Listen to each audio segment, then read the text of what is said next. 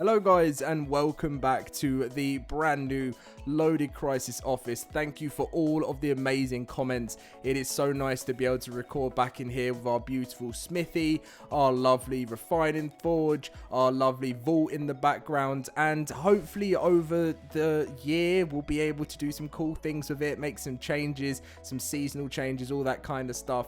So again, thank you for all the support on that. Today we're going to be talking about something very interesting. A lot of me and my team have spoken a bit about this. Just a few people on Twitter I've been speaking to about this as well, and it could just be something out of nothing, but I just thought it was interesting to talk about. So if you guys do enjoy today's video, smash that like button, subscribe if you're new around here, and always come and join us in the LoadedCrysis cluster if you want to come and join in with our amazing new events. We will be live streaming. If anyone's wondering, when we do these live streams, they will be on the cluster because we're doing special events like battle rig races. We're going to be doing dino battles, all that kind of stuff, loads and other bits. Link to my Discord is down below. I'll catch you in the video. Okay, so many of you guys are probably wondering, what are we talking about today? And we're going to be talking about this whole Studio Wildcard and Snail Games debate. Because obviously, that brand new map Aquatica was announced a couple of weeks back at GDC 2025, saying that they would be, to celebrate 10 years of ARK Survival Evolved, that they were going to be releasing a map to the old game. And Studio Wildcard, before this was even announced, came out of a tweet saying that Aquatica is being solely worked on by Snail Games and has absolutely nothing to do with Studio Wildcard, and Studio Wildcard would be focusing solely on the release of new maps coming to ARK Survival Ascended and the launch of ARK 2. So that was obviously a bit of a strange thing at the beginning, but now with the update of Studio Wildcard's roadmap, which obviously comes down to like Unreal Engine 5.5 stuff, Ragnarok has now been delayed until June 2025 or June 2nd, 2025, and also Aquatica, made by Snail Games, are releasing Aquatica June 2025 for ARK Survival Evolved. So you have got a game which is ARK Survival Ascended trying to grow, as that's what the plan was, to get the old players to move from ARK Survival Evolved over to the new one. You are now in a situation, this is why I said I don't think this has ever happened in gaming history, where you've got one company that they all obviously work together releasing a brand new map, which is Ragnarok, and I'm telling you, that's going to be a hard map to come up against, especially, which is going to be developed in Unreal Engine 5.5 coming to that game. And then you've got Snail Games releasing Aquatica for ARK Survival Evolved and bringing up official servers for limited support official servers. So you've got two of these games battling it out together. So I have a few friends that obviously run clusters as well, and we talk on Discord and everything. And a lot of the things that we talk about is what Snail Games' whole plan here. I personally, what I believe is just a quick money grabbing thing, and I personally think they'll make sales on Aquatica for ARK Survival Evolved. They'll give official servers for with limited support. I personally believe there's going to be no support, and as soon as the map comes out, it's going to be full of issues, full of bugs, and then they'll make their money and they'll move on. And that's personally what I think is going to happen with this DLC. But we have debates where people are saying that they feel like ASA is going to really struggle when this map comes out for ARK Survival Evolved, but I don't believe that at all. I do believe that obviously it's going to make some form of impact on the new game, which is ridiculous because you're destroying your company model, because the company model at the beginning was to get all of the old players from ASE over to ASA, and they've had troubles with that because obviously the game hasn't been optimized good enough on ASA.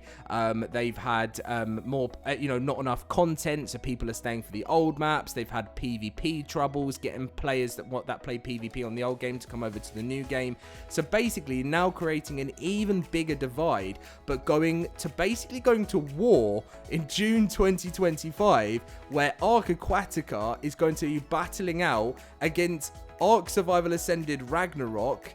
It's going to be crazy. Now, if I was Snail Games, I could potentially see Snail Games delaying their map. I don't think I've ever seen it where a company is going to try and make to make people decide which one they're going to be playing. Because when Ragnarok comes out, everyone's going to be spending a lot of time on that. And when Aquatica comes out, I'm personally doing no content on it. I'm not supporting it. But there may be some people out there that are going to want to give it a go, because you still do have around about 35 to 40,000 players at the peak times playing that game. So there's clearly still a market there. And instead of Snail Games thinking about things more clever in their head, thinking how could we then keep, because obviously ASA is the future, right? So how could we get those old players over? What's wrong? What's going wrong? They've just thought, right, quick money making scheme. There's still thousands of people playing this old game. They must love it. Let's sell something to them and make money from it, rather than thinking what can they do to move players over to the new game.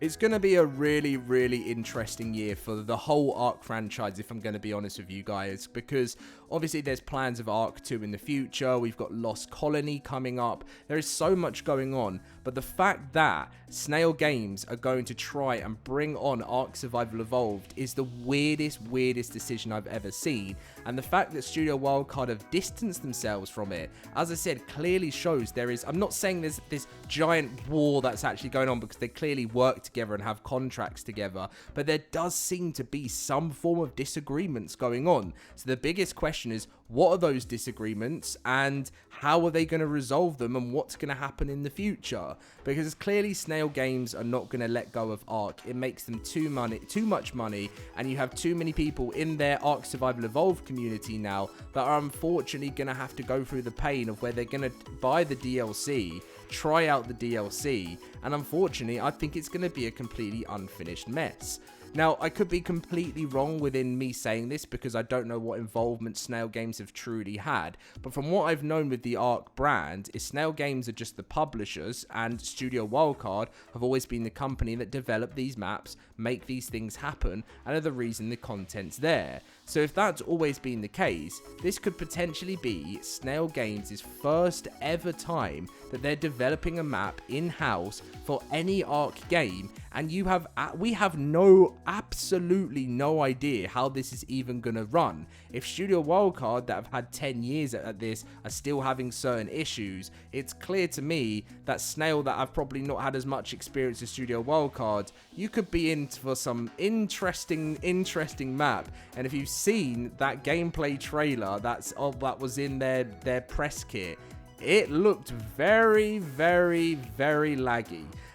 So again, I'm going to put it out to you guys. I'll be very careful with what you are purchasing. Even if you're trying it, I know there's refunds available. I think that's probably what a lot of people are going to do. They're going to buy it, and if it's really, really bad, they obviously have the option to refund it. But still, I don't know. Snail have also recently got some new partnership going on.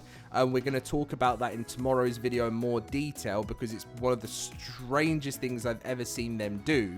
But apparently they're going into some sort of song creating, but more for children, with something to do with Aquatica.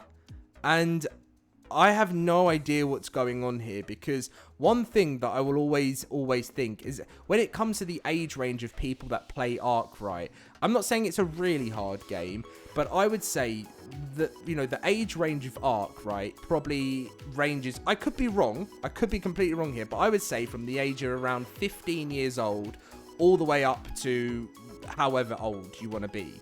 I do think it's a bit more, it's not really probably a game I can imagine a lot of young kids playing. I think that's why Studio Wildcard have done Dino Discovery in the past, Dinosaur Discovery, to try and get, more into the kind of children's market, to make those games this is the T-Rex, look how cool it looks, more than this PvP aspect of ARK and the kind of toxic side of ARK, because it's definitely, I don't even know what the age rating is for ARK. Is it a 12 plus? Is it a 15? I don't know what the age rating is for the game, but it is definitely more for an older crowd, that I personally think, in my opinion. So Snail Games making this decision to make a children's song, is it? I need to do some more research into what is actually going on, and I'll do a full video tomorrow. But I find that, again, very, very strange. So clearly the companies are doing all of these different partnerships, and Studio Wildcard are more focused on what's going on with their main games in the future, because that's initially what the plan was, right? And the plan was that ASA is the future, and they were going to give us more than what we had on the old game. So I would be very, very careful. I keep saying this. If you're looking to go to Aquatica, if you think your dream of Ark Survival Evolved is coming back, I would think again, because I think you're just being used as dollar signs. I know that this might hurt some people's feelings in the comments saying, Dom, how you know, like, I have to be honest, I do think you're being used as dollar signs. It's just a warning. You're more than welcome. I'm not stopping you. You're more than welcome to go and get it. But the fact that they've even used the writing limited support official servers, I've mentioned this, means I think you're going to have to be a bit careful.